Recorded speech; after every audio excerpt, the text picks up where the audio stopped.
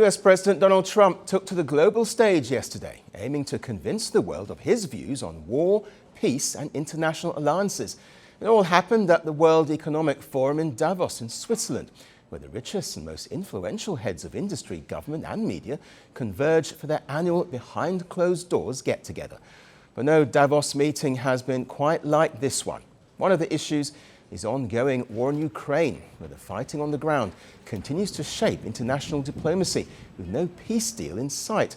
Trump attempted to shift attention from fears of territorial ambition to a new pitch for peace.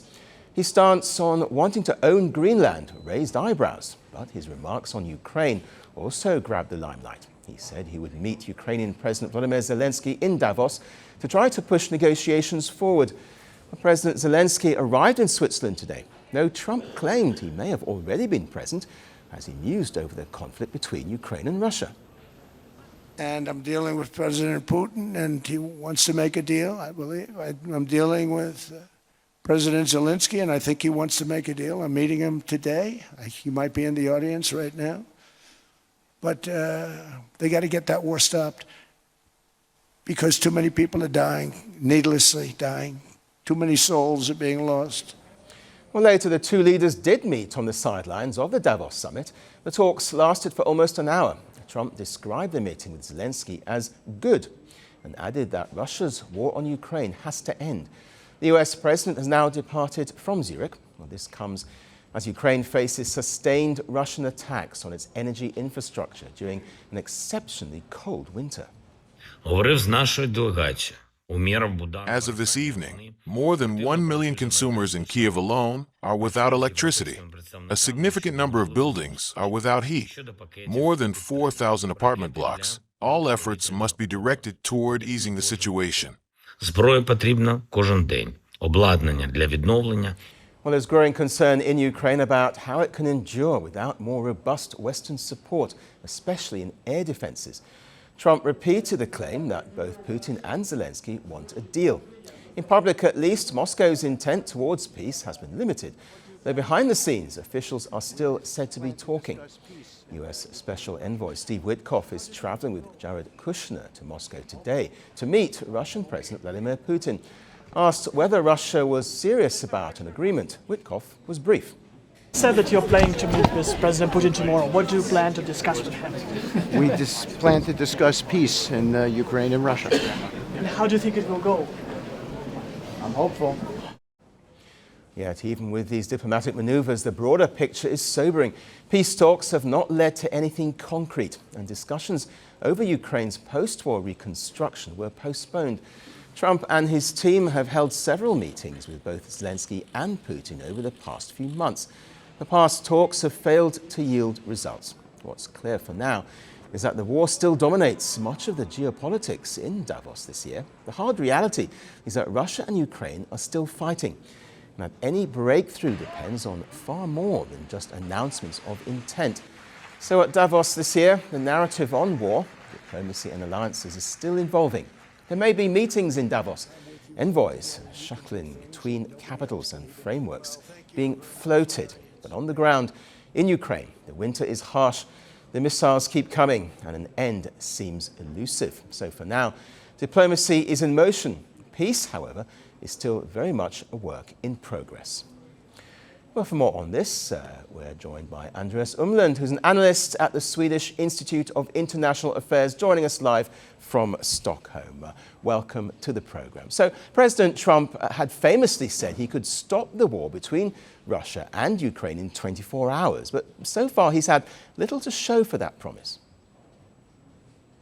Yes, in fact, the war has intensified during the last year, and what has also happened is that Russia's war is not any longer a traditional war, but it's a systematic terror campaign against Ukrainian civilians.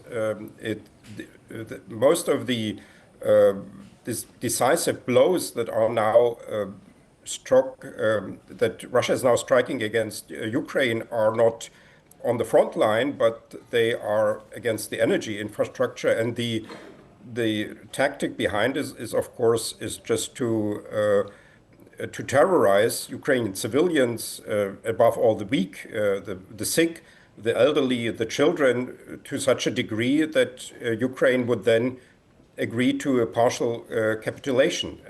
And all of that is accompanied by this intense shuttle diplomacy. But the material result is actually the exact opposite of what Trump announced. You just said there the phrase partial capitulation. In reality, are there any concessions that either Ukraine or Russia would be prepared to give in an attempt to find peace, do you think?